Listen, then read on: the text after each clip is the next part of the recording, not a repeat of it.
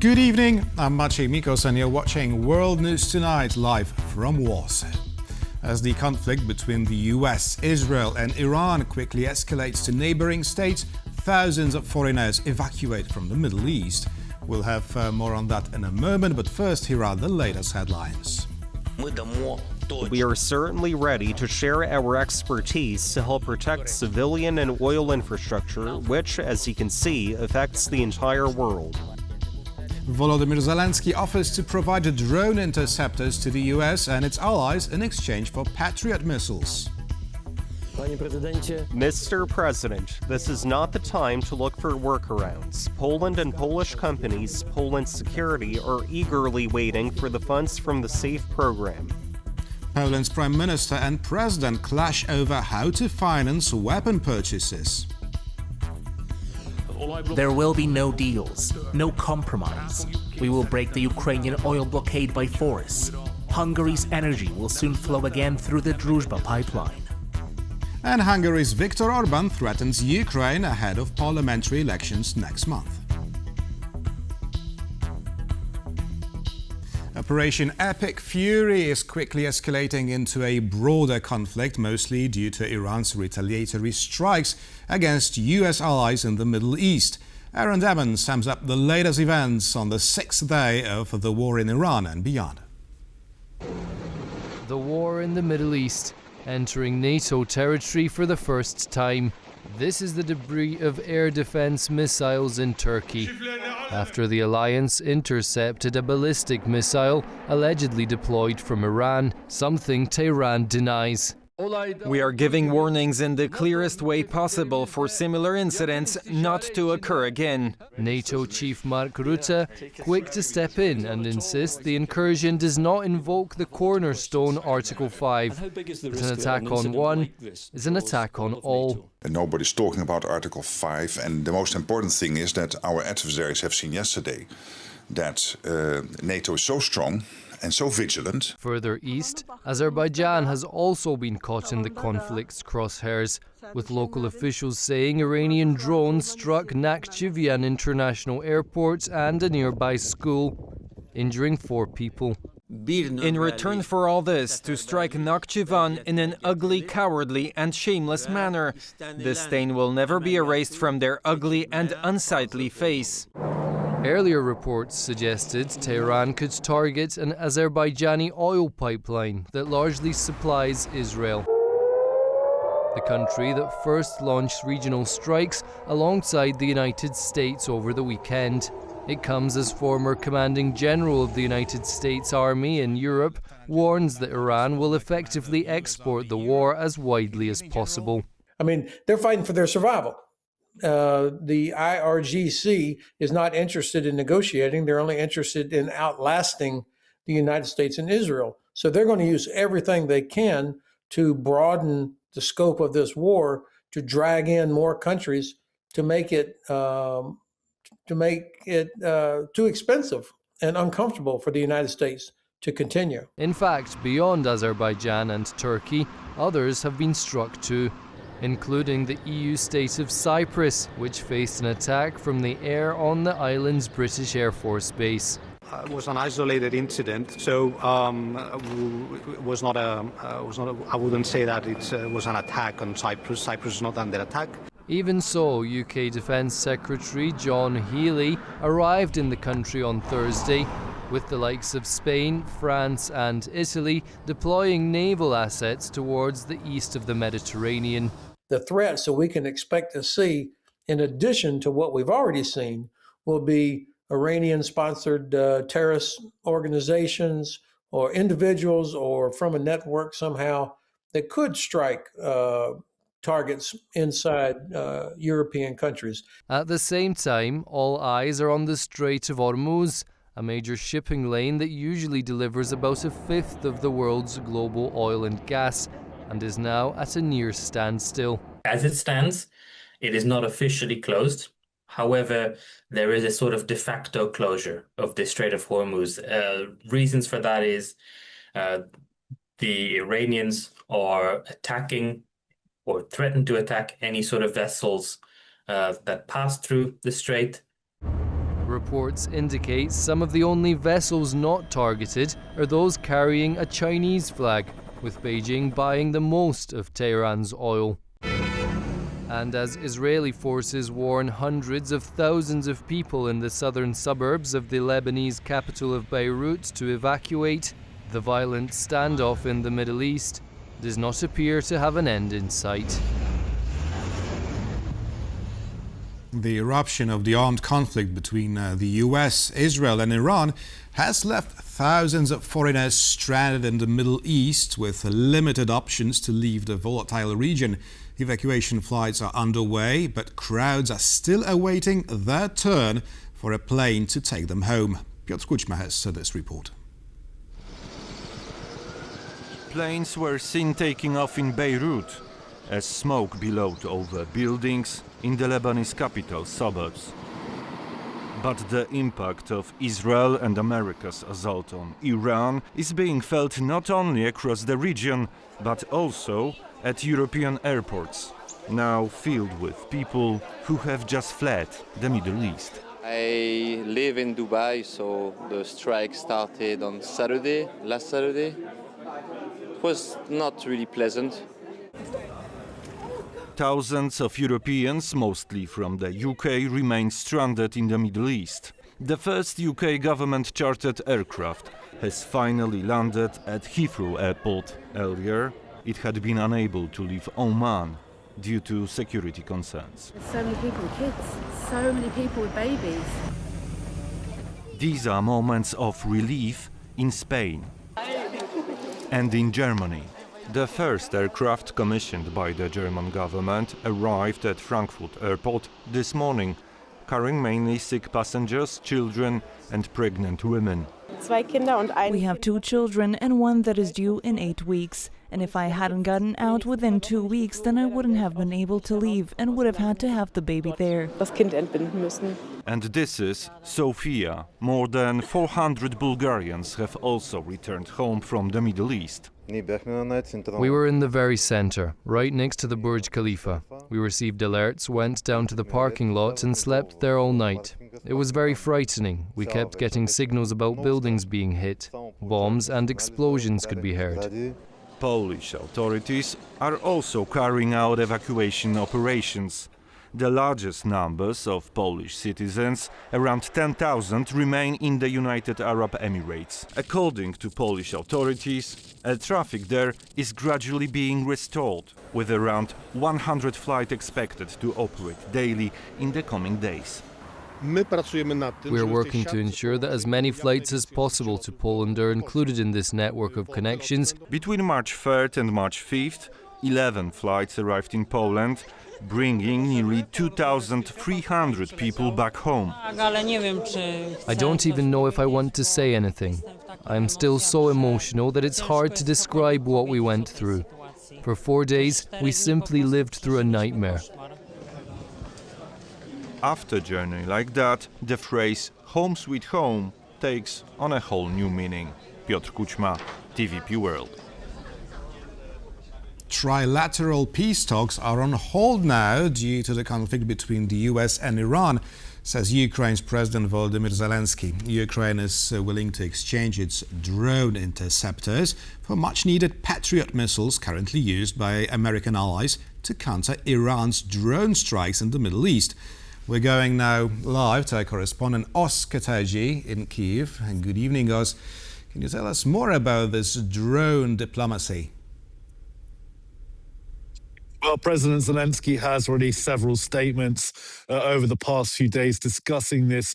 Today, in particular, saying that he's tasked security defense agencies in Ukraine with coming up with a plan to provide that support and assistance to those Gulf states, particularly who are coming under Iranian drone fire. Ukraine obviously has become a world leader in dealing with these specific types of Iranian manufactured drones. With Ukraine using, much lower tech methods of destroying them, which cost much less than the Patriot missiles that many of these Gulf states have been using. These Patriot missiles are very expensive and these drones are relatively cheap. So the cost equation doesn't work out in the favor of the states using these expensive missile interceptors to deal with these slow-moving Shahed drones. Now, President Zelenskyy spoke about this in a statement released today. Here's what the Ukrainian president had to say.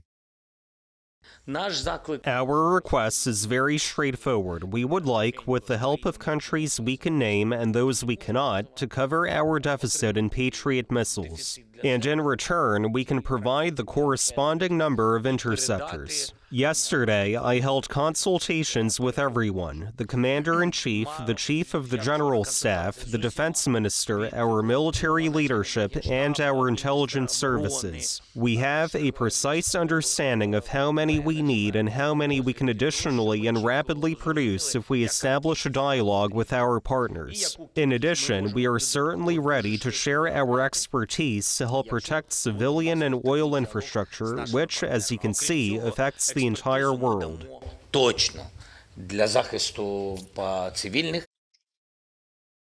So President Zelenskyy there saying that he's willing to send equipment and experts to the Middle East to help deal with this. However, one of the things that he raised was that he wants Patriot missiles in return. Ukraine can't deal with these ballistic missiles, cruise missiles that Russia launches using these interceptors, but they need Patriot missiles. Now, another point that Zelenskyy raised today was talking about the fact that in the last 3 days worth of war with Iran, 800 Patriot missiles have been used to defend the skies of the regional countries. And Zelenskyy says that's more than Ukraine has used in the entirety of the war with Russia, more than 4 years long now.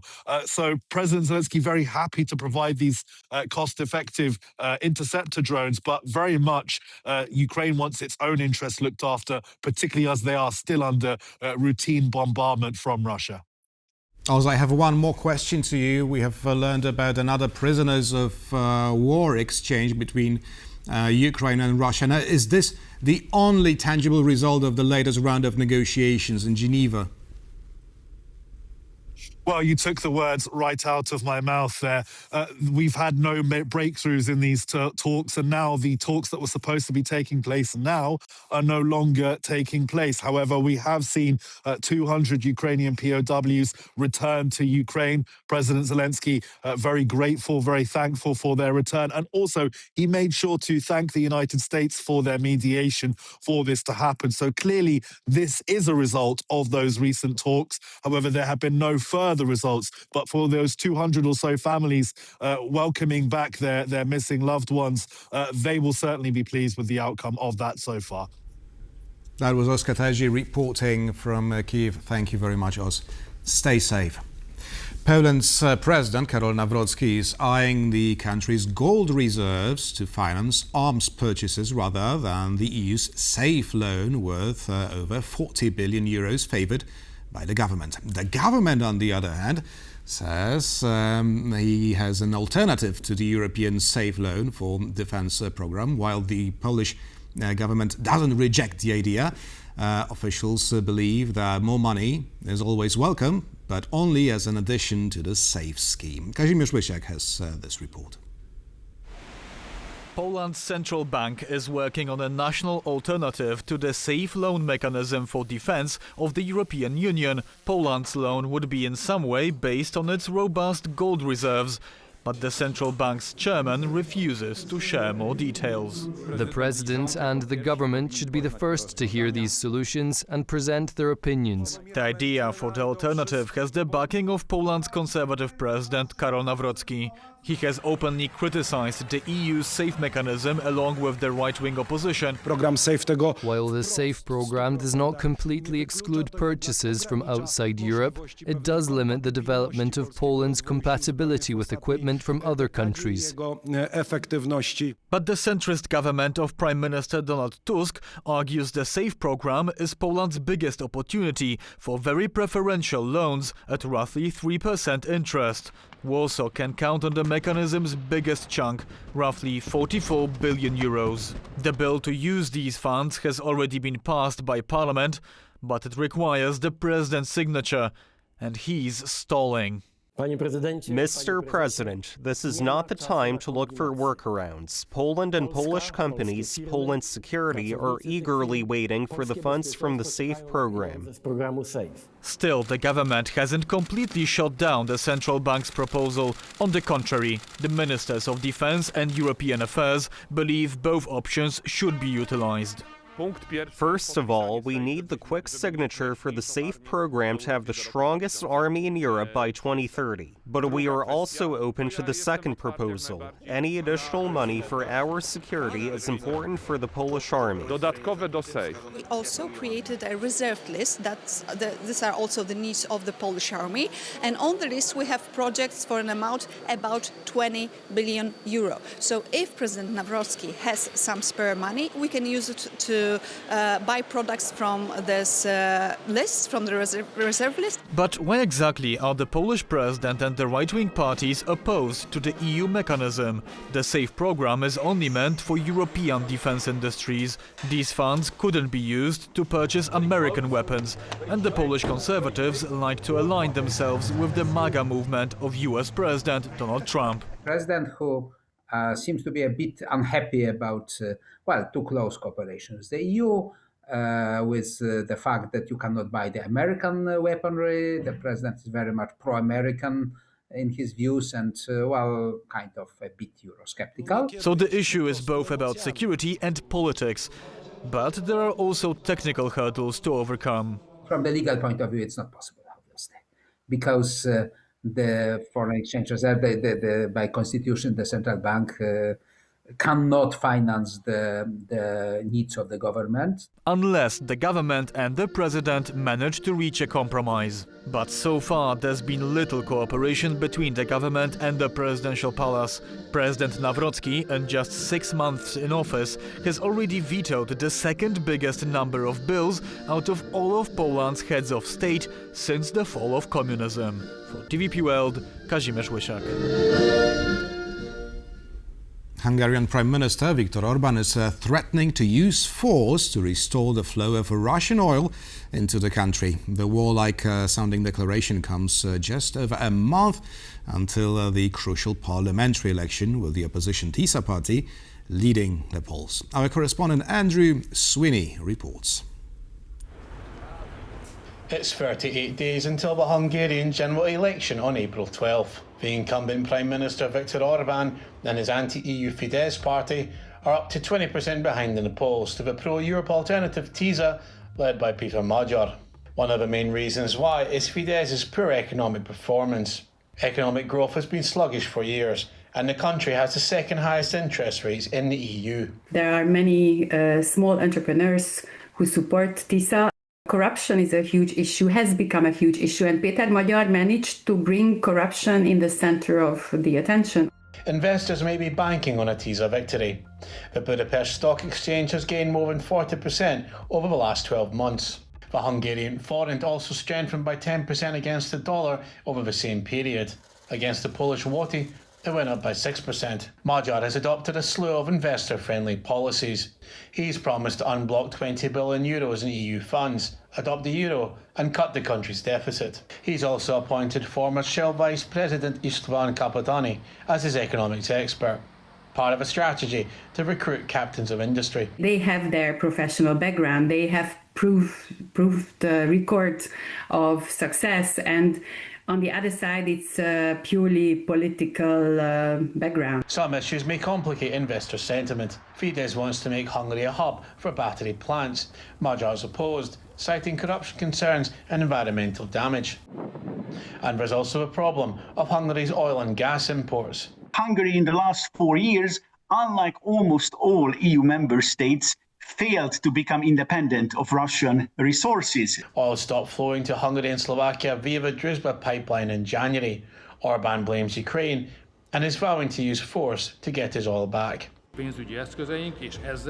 There will be no deals, no compromise. We will break the Ukrainian oil blockade by force.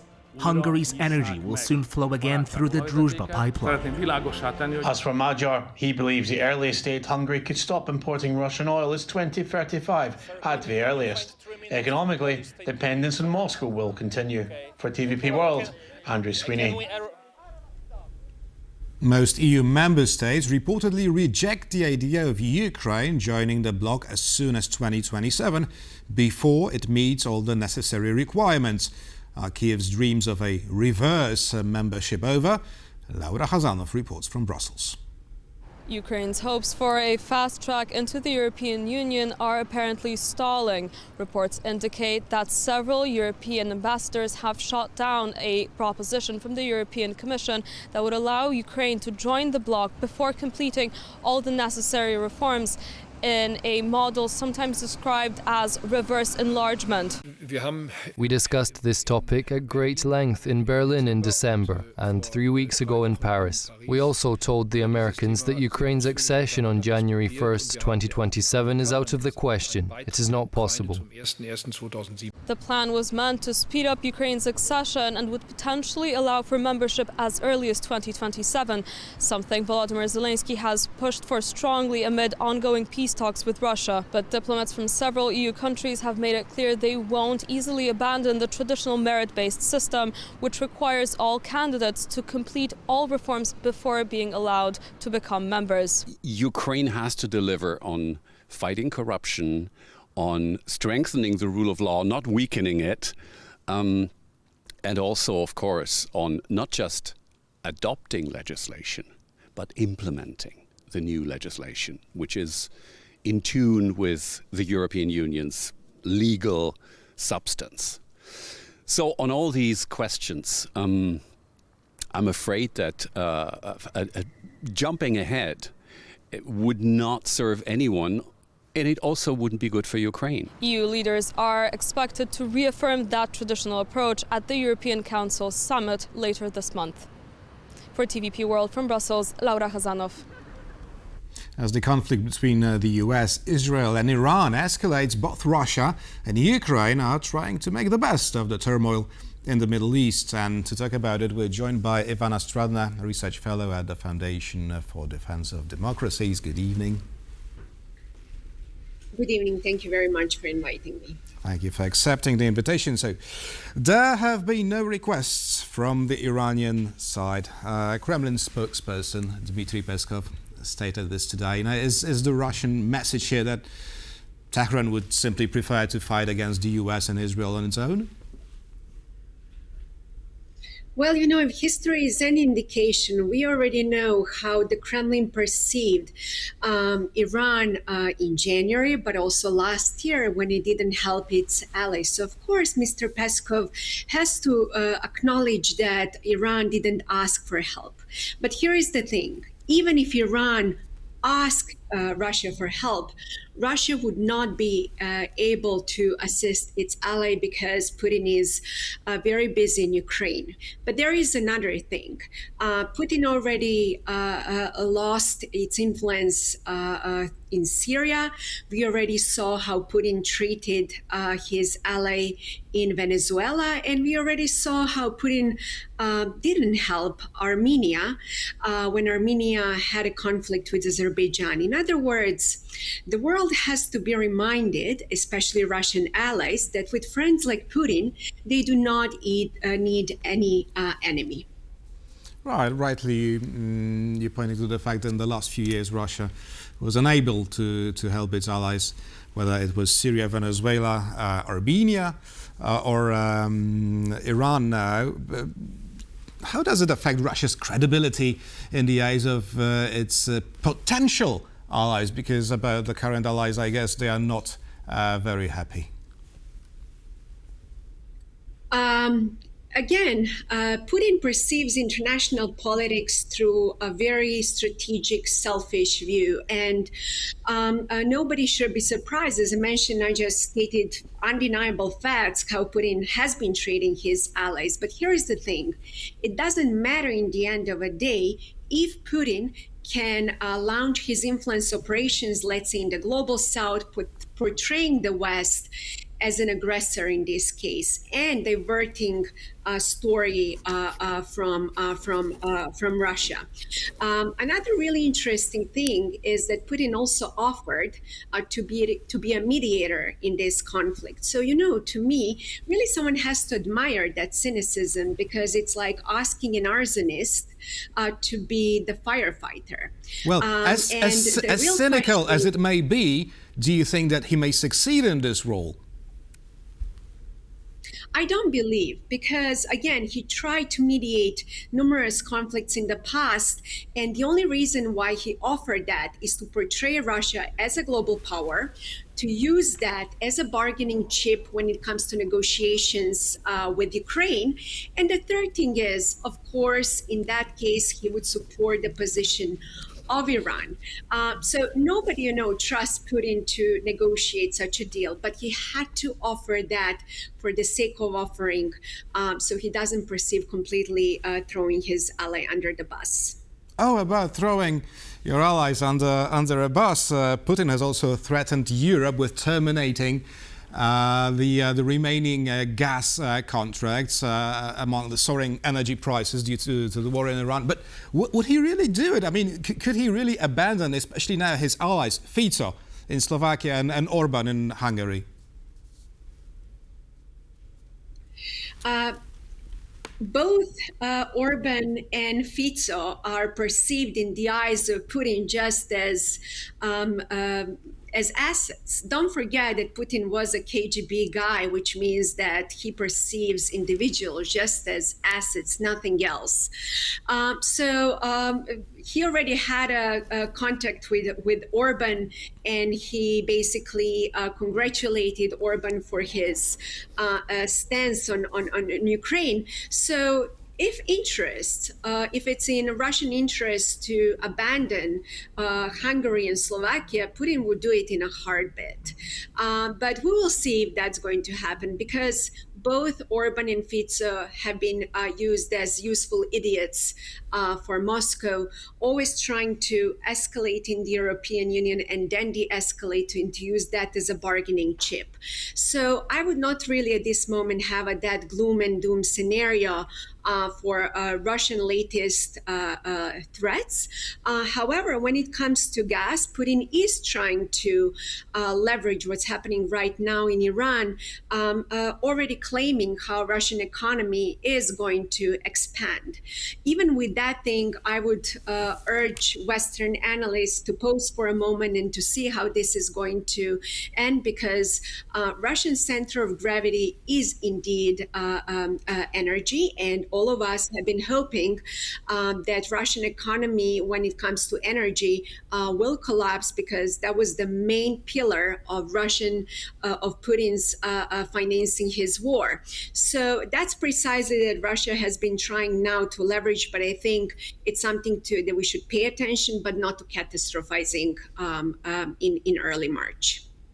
Right. Now, after a year of strained relations with its European allies, the US administration seems genuinely surprised by the lack of a broader support for the epicfury operation in Iran.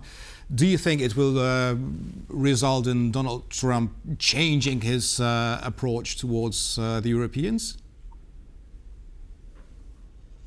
Number one thing that I would always, as I'm sitting, in Washington, D.C., as I read, European newspapers, I see almost every day warnings, how the United States is going to abandon Europe.